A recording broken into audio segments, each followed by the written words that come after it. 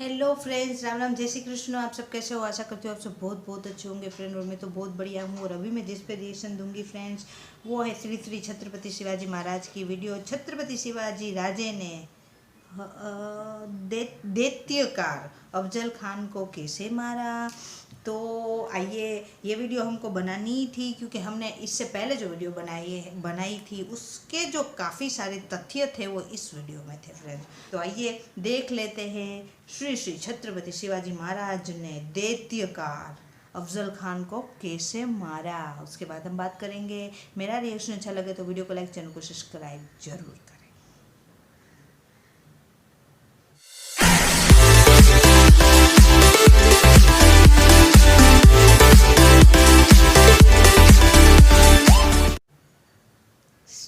Sir Jadunath सरकार की किताब शिवाजी एंड हिज टाइम्स।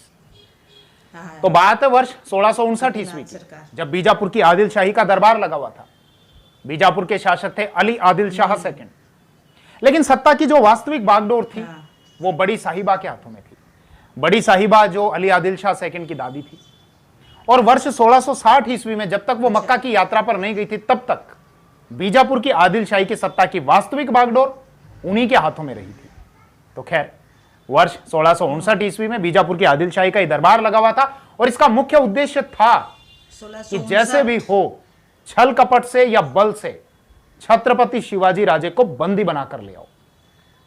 तो उस दरबार में बड़ी साहिबा ने कहा कि आप में से कौन है जो शिवा को पकड़कर बंदी बनाकर लाएगा। पूरे दरबार में सन्नाटा छा गया। कौन जाएगा पकड़ने के लिए? कौन जाएगा वहां जंगलों में युद्ध लड़ने के लिए? कौन जाएगा आत्महत्या को निमंत्रण देने के लिए? तभी उस खामोशी में से, उस सन्नाटे में से एक आवाज आई जिसने कहा, मैं शिवा को पकड़कर बंदी बनाकर लाऊंगा। सबकी नजरें उस व्यक्ति की ओर केंद्रित हो गई। ये व्यक्ति थे अब्दुल्ला भटारी उर्फ अफजल खान। लेकिन अफजल खान उस समय भावनाओं में ज्यादा बह गए, ज्यादा जज्बाती हो गए और कुछ ज्यादा डींगे हाँक दी। ये कहा कि मैं चैन में बंद करके बेड़ियों में पकड़कर शिवा को यहां लेकर आऊंगा और इसके लिए मुझे घोड़े से भी नहीं उतरना पड़ेगा। लेकिन इस अभियान की क्या कठिनाई होने वाली थी, कितना संघर्ष इसमें होने वाला था, यह बात अफजल खान के दिमाग में भी रही होगी कि यह अभियान इतना सरल नहीं है, इतना साधारण नहीं है, बहुत चुनौतीपूर्ण होने वाला है। खैर, एक सवाल यहां से निकलकर आता है कि बीजापुर की आदिल शाही के द्वारा छत्रपति शिवाजी राजे के विरुद्ध यह सैन्य अभियान चलाने की क्यों तैयारी की जा रही थी, जिसमें वो किसी भी स्तर तक जाने को तैयार थे कि भले ही छल कपट करो लेकिन जैसे भी हो छत्रपति शिवाजी राजे को बंदी बना लाओ या मौत के घाट उतार दो। तो इसके लिए मैं आपको थोड़ा सा पीछे लेकर चलता हूं। तो बात है इस दरबार के आयोजन से 2 वर्ष पहले, मतलब वर्ष 1657 ईस्वी की। अच्छा, जब बीजापुर की आदिल शाही का मुगलों के साथ में संघर्ष हो रहा था और इस संघर्ष में उनकी कमर टूट चुकी थी और रही सही कसर छत्रपति शिवाजी राजे के द्वारा पूरी कर दी गई थी। उन्होंने कोंकण के क्षेत्र पर, वेस्टर्न घाट के क्षेत्र पर और बहुत बड़े क्षेत्र पर अपना अधिकार कर लिया था। क्यों? स्वराज्य की स्थापना करनी थी। तो खैर, इसके बाद में बीजापुर की आदिल शाही के द्वारा, मतलब अली आदिल शाह के द्वारा, छत्रपति शिवाजी राजे के पिता शाहजी राजे भोसले, जो आदिल शाही के दरबारी थे, उनसे कहा कि अपने पुत्र को समझाओ, अपने पुत्र को दंडित करो। लेकिन शाहजी राजे भोसले ने कहा कि वो मेरा कहना नहीं मानता और मेरी तरफ से आप स्वतंत्र हो, मेरी भावनाओं का ध्यान रखे बिना आप जो भी करना चाहो उसके साथ में कर सकते हो और जिस प्रकार की भी सजा देना चाहो उसको दे सकते हो। बाद में चलकर हम ये देखते हैं कि शाहजी राजे भोसले को बंद कर दिया गया था, कैद कर दिया गया था। खैर, वापस हम अपने विषय पर आते हैं। अच्छा। दरबार का आयोजन हुआ। अफजल खान के द्वारा यह कहा गया, मैं शिवा को पकड़कर लेकर आऊंगा और अफजल खान को यहां पर इस अभियान के लिए 10,000 की फौज दे दी गई, 10,000 सैनिकों की फौज। अब चुनौतियां बहुत सारी थी, एक एक करके उन पॉइंट्स पर बात करते हैं। अफजल खान के समक्ष पहली चुनौती तो यह थी कि बीजापुर की आदिल शाही की जो आर्थिक स्थिति खराब है और इस अभियान के लिए जो 10,000 की फौज प्राप्त हुई है उसका पेट भी भरना है और पेट भरने के अलावा जो अधिकारी हैं, जो सैनिक हैं, उनको पैसा भी देना है। पैसा अगर नहीं दोगे तो शत्रु पैसा देकर अपनी ओर मिला लेगा। अब अफजल खान ने पैसे की प्राप्ति के लिए क्या किया? मंदिरों को तोड़ना शुरू किया। कुछ मंदिर हैं, जेजुरी का मंदिर, तुलजापुर का मंदिर, छत्रपति शिवाजी राजे की कुलदेवी थी तुलजा भवानी, उनका मंदिर तुलजापुर का मंदिर। इसके अतिरिक्त पंढरपुर में विठोबा मंदिर। तो अफजल खान ने इन मंदिरों पर धावा बोला, इन मंदिरों को लूटा, पुजारियों को लूटा, व्यापारियों को लूटा, आम जनता को लूटा, फिरौती वसूल की, पैसे की प्राप्ति की। जैसा सोर्स में लिखा गया है कि अफजल खान की सेना का जो मासिक खर्चा आता था वो 2.5 लाख रुपए आता था। लेकिन एक बात समझ से बाहर है, पैसा अगर लेना था तो लूट कर प्राप्त किया जा सकता था, लेकिन अफजल खान के द्वारा यहां पर मंदिरों को तोड़ा गया, जैसा लिखा हुआ है सोर्स में, मूर्तियों को तोड़ा गया। अब समझ से यह बात परे है कि मूर्तियों और मंदिरों को तोड़ने से पैसा कैसे प्राप्त होगा। जैसा आगे लिखा भी गया है कि यह जो लड़ाई थी शुरुआत में राजनीतिक थी, लेकिन बाद में इसने धार्मिक रंग ले लिया था। धार्मिक रंग। खैर, बीजापुर के एक दरबारी थे, उन्हीं की कलम से कुछ लिखा गया है कि खान ने, मतलब अफजल खान ने, थोड़े ही समय में पूरे मुल्क को बंदी बना लिया। इसके अलावा लिखा हुआ है कि हमारे घोड़ों के खुरों से उड़ती हुई धूल ने शत्रु की आंखों को अंधा कर दिया, बहुत से लोगों को मार दिया गया और बहुत से लोग भागकर बिल में घुस गए, मतलब छुप गए।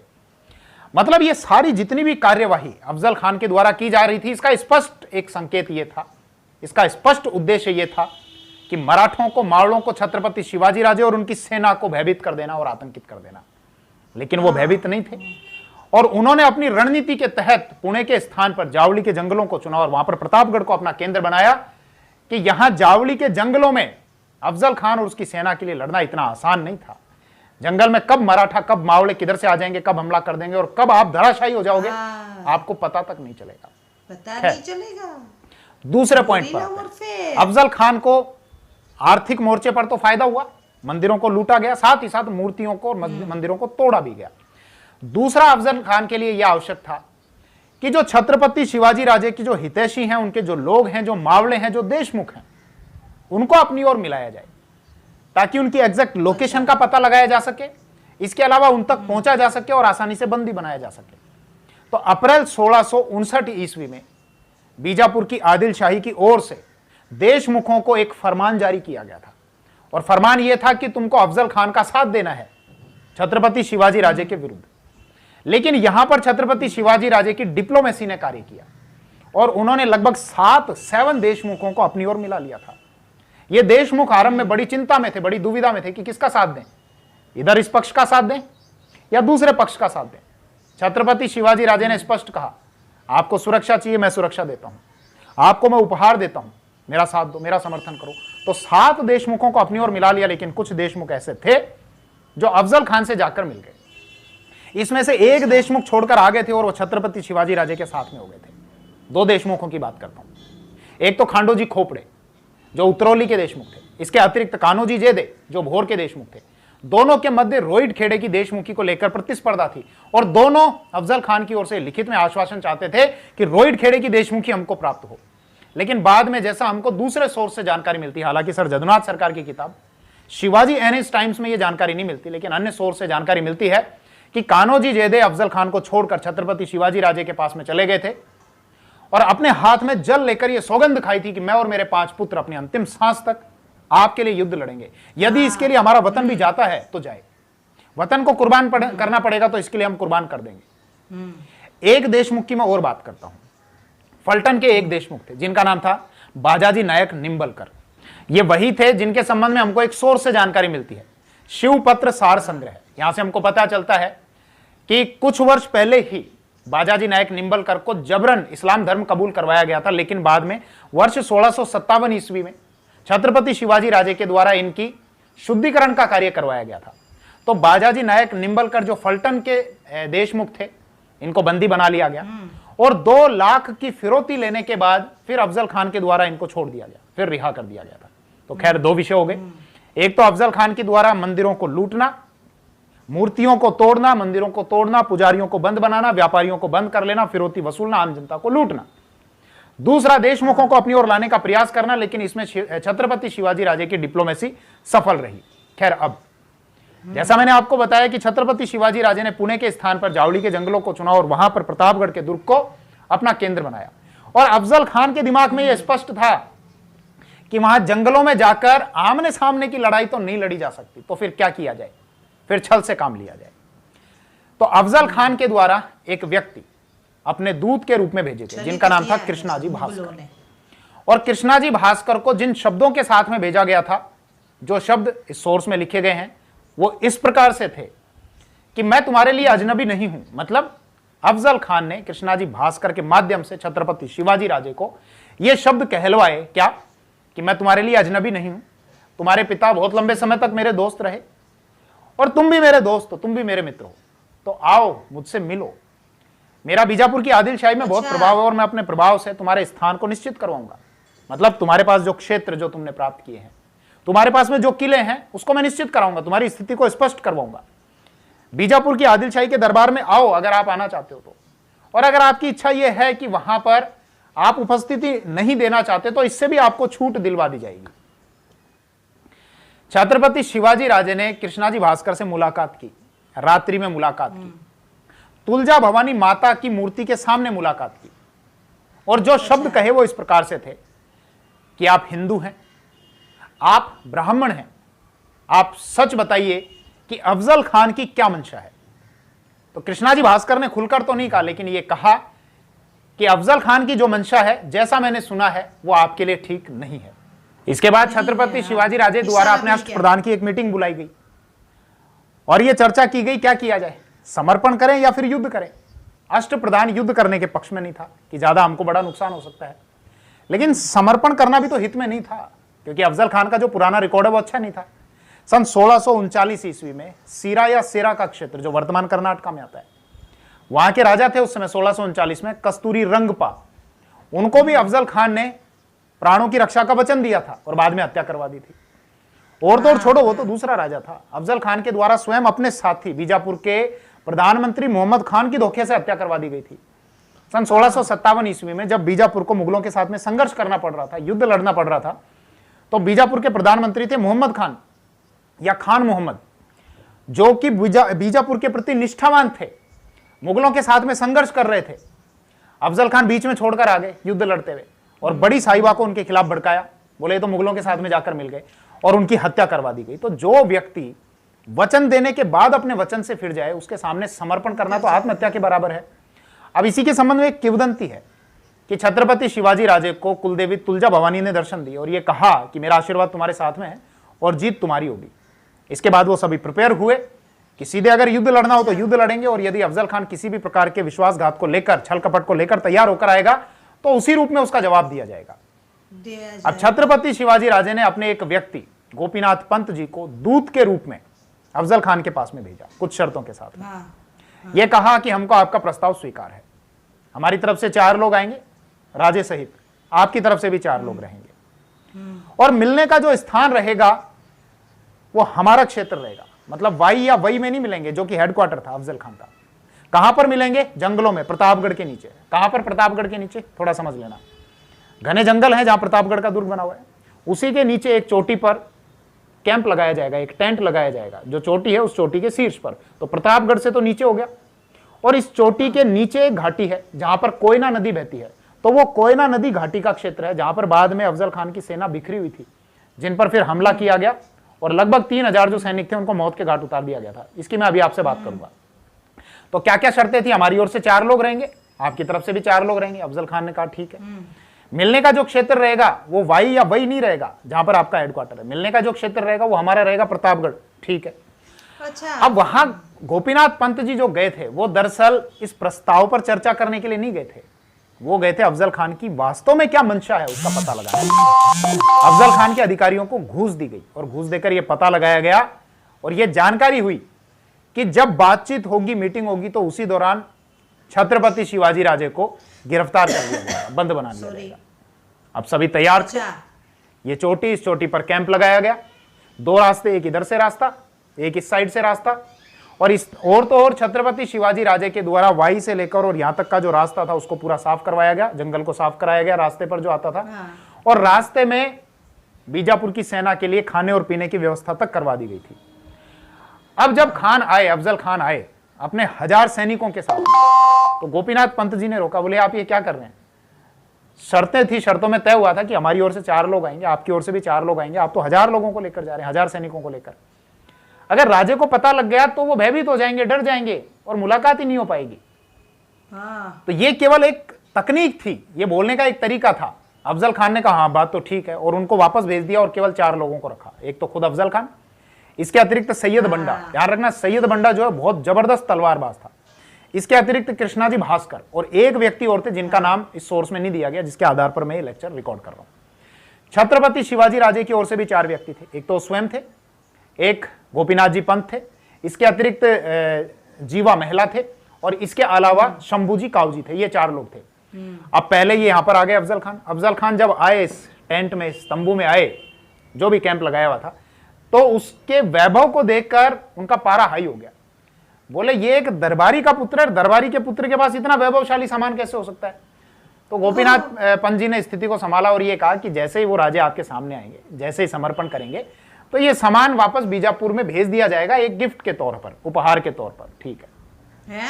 अब अफजल खान बैठे हुए टेंट में, तंबू में, राजे को भी मैसेज भेज दिया गया आप आ जाइए। ये बैठे हुए, उन्होंने आने से पहले अपनी माता जिजाऊ के पैर छुए, आशीर्वाद लिया। इसके अलावा अपने अष्ट प्रधान को निर्देश दिया कि यदि मेरी हत्या हो जाती है, मुझे मौत के घाट उतार दिया जाता है, तो बालक राजे को अगला छत्रपति बना दिया जाए, अगला शासक बना दिया जाए और माता जिजाऊ के निर्देशन में यह राज्य संचालित किया जाए। अच्छा। आने से पहले उन्होंने अपने वस्त्र के नीचे लोहे का कवच पहना, आगे भी और पीछे भी, और अपनी जो पगड़ी थी उस पगड़ी के नीचे लोहे की एक कैप उन्होंने पहन ली, क्योंकि यह स्पष्ट था वहां पर जब वो जाएंगे तो उन पर हमला होने वाला है, यह स्पष्ट थी ये बात। अब जब वो गए, चढ़कर ऊपर जब गए, तो कुछ क्षण के लिए वो रुके और रुककर उनकी नजर एक व्यक्ति की ओर गई। ये कौन व्यक्ति? सैयद बंडा। वो जानते थे तलवारबाज है। उन्होंने कहा ये यहाँ क्या कर रहा है, जब मेरे साथ नहीं है तलवारबाज, तो इनको भी बाहर भेजा जाए। बाहर भेज दिया गया। अब उस टेंट के अंदर, उस कैंप के अंदर एक और अफजल खान, वो अफजल खान जो दैत्याकार शरीर के थे, विशालकाय शरीर के थे। भाई मैं तो उनको देखने नहीं गया, आप भी देखने नहीं गए। सोर्स जब पढ़ते हैं तो जानकारी मिलती है कि वो विशालकाय शरीर के थे और छत्रपति शिवाजी राजे उनके कंधे तक ही आते थे। वो लंबे चौड़े थे, छत्रपति शिवाजी राजे छोटे से थे। तो दोनों एक दूसरे के आमने सामने। अफजल खान की कमर में एक और कटार बंधी हुई थी, एक और तलवार थी, लेकिन शिवाजी राजे के पास में सीधे देखने पर कोई हथियार नजर नहीं आता था, लेकिन उन्होंने अपनी रक्षा के लिए उल्टे हाथ में यहां पर उंगलियों के बीच में वाघ नख पहना हुआ था। वाघ नख मतलब बाघ का मतलब होता है टाइगर और नख का मतलब नाखून। तो उसी प्रकार का एक हथियार होता है जो मुट्ठी में बंद हो जाता है, दिखता नहीं है लेकिन खोरने पर दिखाई देता है। और इसके अलावा उन्होंने अपने सीधे हाथ की जो बाजू है वहां पर एक कटार भी छुपाई हुई थी। वो मिलने के लिए गए। देखो ध्यान देना, दोनों के मध्य काफी बातचीत हुई थी, जिसका एक सोर्स भी है जो मीर आलम के द्वारा लिखा गया है, जो निजामुल मुल्क के मंत्री हुआ करते थे। उसमें एग्जैक्ट दोनों के बीच में क्या क्या बात हुई थी उसका पूरा उल्लेख है। उसकी चर्चा मैं नेक्स्ट वीडियो में करूंगा, इस वीडियो में नहीं करूंगा।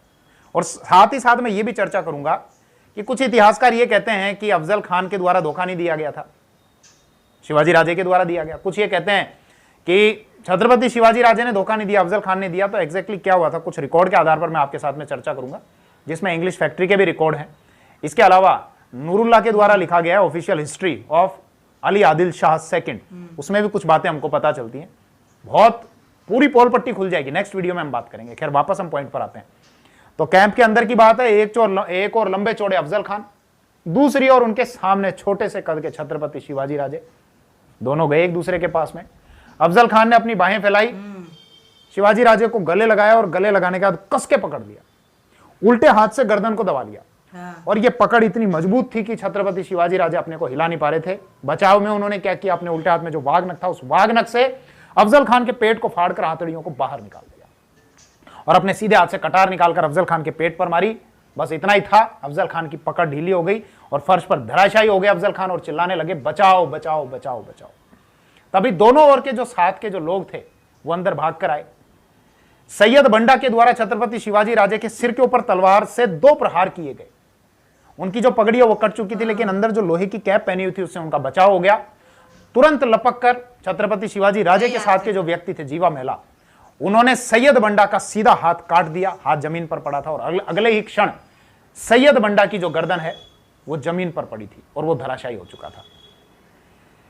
अफजल खान जो जमीन पर पड़े हुए थे, पालकी वाले लोग आए, तुरंत उन्होंने अफजल खान को पालकी में बैठाया और बैठाकर जब चलने लगे तो शंभूजी कावजी ने अफजल खान को पालकी से बाहर घसीट लिया और अफजल खान की गर्दन उतार दी गई। और इसके बाद तोप से एक संकेत दिया गया, जो छत्रपति शिवाजी राजे की सेना जंगलों में तैनात थी नेताजी पालकर के नेतृत्व में, इसके अलावा मोरोपंथ त्र्यंबक पिंगले के नेतृत्व में, और जो मावड़े वहां पर तैनात थे, तोप की आवाज सुनकर उनका स्पष्ट यह संकेत था कि बीजापुर की सेना के ऊपर टूट पड़ो।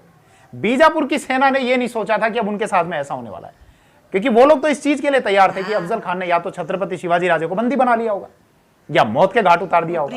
इसलिए उनकी जो सेना है वो नीचे कोयना घाटी के क्षेत्र में बिखरी हुई सेना थी, उनका मार्ग बंद कर दिया गया और 3000 सैनिकों का संहार किया गया। बाकी के जो सैनिक थे उन्होंने अपने मुंह में दांत के नीचे घास का तिनका दबाकर और समर्पण की मुद्रा में वो सामने आ गए। जिन्होंने समर्पण किया उनको छोड़ दिया गया, और जब हम सोर्स पढ़ते हैं तो जानकारी मिलती है कि उनको बाद में सम्मान के साथ में भोजन और वस्त्रों के साथ और उपहार के साथ वापस बीजापुर पहुंचवा दिया गया था। यहां पर मराठों को काफी लाभ हुआ। अफजल खान के पास में जो 65 हाथी थे वो ले लिए गए, 4000 घोड़े प्राप्त हुए मराठों को, 1200 ऊंट प्राप्त हुए और 10 लाख रुपए की रकम भी प्राप्त हुई। और 1659 ईस्वी के प्रतापगढ़ के इस युद्ध को जीतने के बाद छत्रपति शिवाजी राजे की प्रतिष्ठा बढ़ी और मराठों का प्रभाव भी बढ़ा। अब नेक्स्ट वीडियो में हम बात करेंगे कि धोखेबाज कौन थे, किसने पहले प्रहार किया था। क्या छत्रपति शिवाजी राजे ऐसा छल कपट करना चाहते थे या अफजल खान ऐसा छल कपट करना चाहते थे, और दोनों के मध्य एग्जैक्टली उस टेंट में जब आमने सामने थे तो किस प्रकार की बातचीत हुई थी, इसके संबंध में हम चर्चा करेंगे नेक्स्ट वीडियो में। इस वीडियो में फिलहाल इतना ही। Thank you. जय हिंद। जय हिंद। हाँ फ्रेंड्स, तो धोखेबाज कौन थे वो पूछे ना। अफजल खान धोखेबाज था, क्योंकि इसके बाद वाला वीडियो हमने पहले देख लिया, पहले ये देखना चाहिए था, लेकिन इससे बाद वाला वीडियो जो है वो हमने पहले अपलोड कर दिया फ्रेंड, उस पर मैंने पहले रिएक्शन दे दिया, तो उसमें पूरा साबित हो गया। जो इर्द गिर्द की जो सिचुएशन थी, उससे 6 महीने पहले क्या प्रकरण चल रहा था, उससे 2 साल पहले क्या प्रकरण चल रहा था, दोनों के बीच में बात क्या हुई, महाराज के बीच में और अफजल खान के बीच में, वो सब हमने जो मैंने पहले वीडियो अपलोड किया है उसमें हमने देखा कि तो जो मंशा पूरी गलत जो थी वो अफजल खान की थी। दूसरी बात, एक बात और साबित हुई कि पहला हमला महाराज ने नहीं, अफजल खान ने किया था। और रही बात इस वीडियो की, तो इस वीडियो में फ्रेंड्स, अच्छा मेरे को ये अब पता चला कि प्रतापगढ़ के नीचे ये लोग मिले थे टेंट में, अफजल खान और छत्रपति शिवाजी महाराज। और इसमें छत्रपति शिवाजी महाराज जो थे ना फ्रेंड्स, उनकी कुशलता, दिमाग की कुशलता बहुत काम आई। ये पूरा वीडियो देख के हमको ये तात्पर्य समझ में आया कि और वो एक बात है ना कि वो हर टाइम जोश से काम नहीं लेते, होश से भी काम लेते थे। यानी जहाँ जोश की ज़रूरत है, जैसे अफजल खान ने जब हमला किया तो उधर जोश चाहिए था, तो उधर ताकत से काम लेना था, तो उन्होंने उनका पेट पूरा चीर दिया और मार दिया। और उनके होश यानी दिमाग की कुशलता जो थी, वो ने अफजल खान को मिलने से पहले पूरी स्टडी की, पूरी सिचुएशन को उन्होंने देखी कि अफजल खान क्या कर सकता है। भरोसा जिस हिसाब से अफजल खान का ट्रैक रिकॉर्ड था, उस हिसाब से उनका भरोसा किया नहीं जा सकता है, क्योंकि इससे 6 महीने पहले ही ये घटना हो चुकी थी। जो अफजल खान ने उनको वादा किया था कि हम आपको नहीं मारेंगे, आप आओ, और उसके बाद हत्या कर दी थी। तो ये घटना को भी ध्यान में रखते हुए, अफजल खान का ट्रैक रिकॉर्ड ध्यान में रखते हुए, महाराज पूरे के पूरे प्रिपेयर होके गए थे फ्रेंड्स। और वो बोलते ना, अफजल खान ने उधर होश से नहीं जोश से काम लिया। उनको वो बोले ना, डींगे हाँकती थी, अब उनकी डींगे उन पर ही भारी पड़ी। आखिरकार उनको उनकी मतलब महाराज ने उनको मार दिया। तो वो जो डींगे हाँक दी थी, मतलब वो उन्होंने जो डींगे मारी थी, उनको सच करने के लिए वो पूरा होश अपना खो बैठा था अफजल खान। और वो जैसे जोश, उनको अपनी ताकत पे ज़्यादा भरोसा था, लेकिन ताकत के सामने हमेशा दिमाग जीतता है फ्रेंड्स। तो इधर छत्रपति शिवाजी महाराज की जो दिमाग की कुशलता है वो काम आई, और महाराज ने दैत्यकार अफजल खान का वध कर दिया। तो ये वीडियो बहुत अच्छी थी, काफ़ी डिटेलिंग में हमको समझाया गया फ्रेंड इसमें, और काफ़ी सारी ऐसी डिटेलिंग थी जो मैं नहीं जानती थी। इस वीडियो को देख कर मेरे को पता चला। वीडियो की लेंथ बड़ी हो गई। जब ऐसे हम महान व्यक्ति पे वीडियो बनाते हैं और डीपली जानने की कोशिश करते हैं ना, तब वीडियो थोड़ी बड़ी होती है ना फ्रेंड्स। तो वीडियो को जरूर देखें। तो मेरा रिएक्शन अच्छा लगा हो तो वीडियो को लाइक, चैनल को सब्सक्राइब जरूर करना। और हाँ, मैंने शुरू में कहा था कि 2 पार्ट बनाएंगे, लेकिन वीडियो मेरे को इतनी इंटरेस्टिंग लगी तो मैंने ये मेरा पूरा वीडियो एक ही साथ मैंने बना दिया। और अब मिलते हैं फ्रेंड ऐसे ही किसी डीपली जानकारी वाली वीडियो में। बाय बाय, जय हिंद, वंदे मातरम, बाय बाय।